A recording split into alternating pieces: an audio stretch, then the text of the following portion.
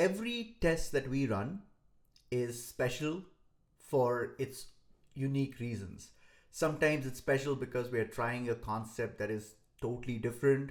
Sometimes it's special because we're trying a copy treatment that we've never tried before and we're learning something new. This test is special because it demonstrates perseverance. We love working with the Get NeuroMD team, and they've been very patient with us.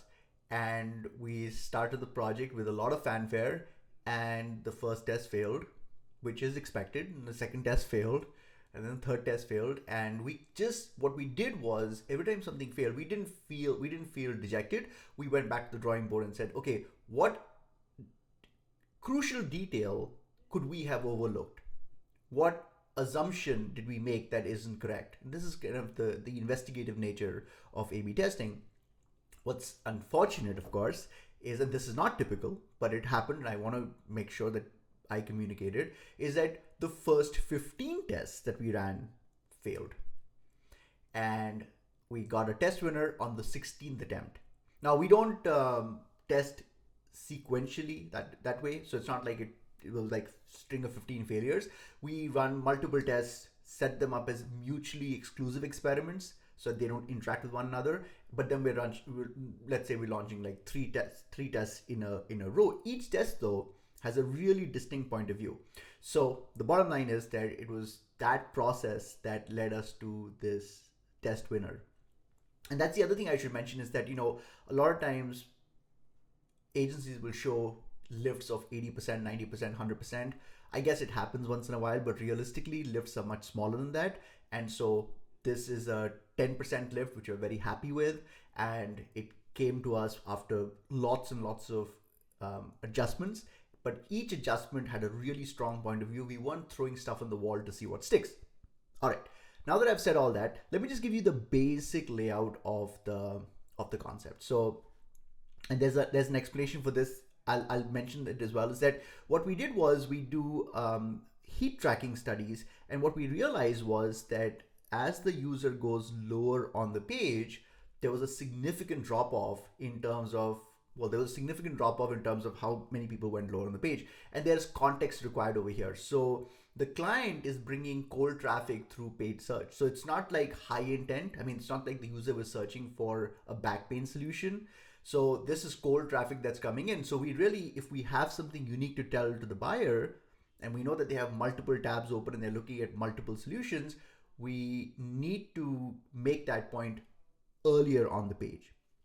And for that reason, we decided to have this priming statement up front. The thing that's unique about back pain is that it's a deeply personal issue, right? It's not like a broken finger where it's clearly visible. You can go to the doctor and say, look, I have a broken finger, here's an x-ray. And it's very isolating because there's no physical symptoms to it. So we really wanted to understand the psychology of the buyer before we kind of got into our solution.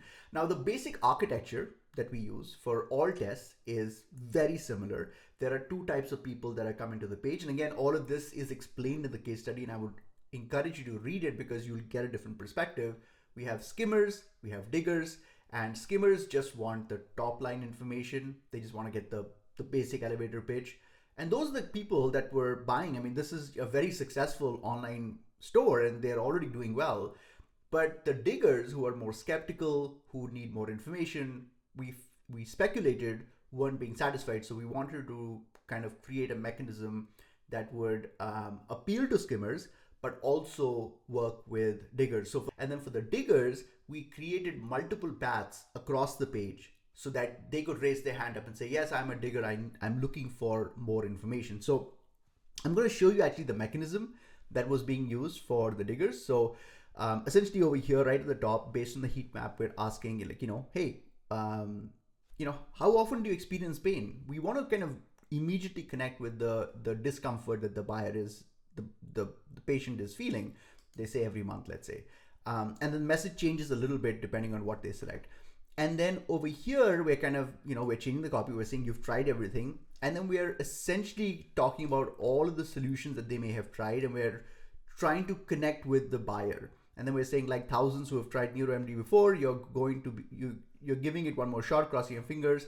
one last time, will this finally be the solution, which is exactly the question that the buyer is having. And when you click on it, we then reveal the long form sales pitch. And so lower on the page, I'm going to show you the details for the long form sales pitch. What's interesting, what I should mention here is that the mechanism that we've implemented. So there is this mechanism to get to the long form sales pitch. This is designed for diggers. But then we also have a button over here, which also takes you to the long form sales pitch. And then we have a button over we have this link over here that takes you to that same long form sales pitch. We have a button over here that takes you to the same long form sales pitch. We have a button over here that takes you to that same long form sales pitch. And then we have a button over here that takes you to that same content. So why are we doing this? We're doing this because we want to maximize the visibility of our core sales pitch while minimizing the annoyance factor. So how do we minimize it? Well, because when you click on one of the buttons, we hide the other references. So the user only interacts with the button once, and then all future references are lost. So that's the basic setup of the idea. Lower in the case study, there's a video where I'm going to talk about the actual copy we used in the long form sales pitch. Thank you.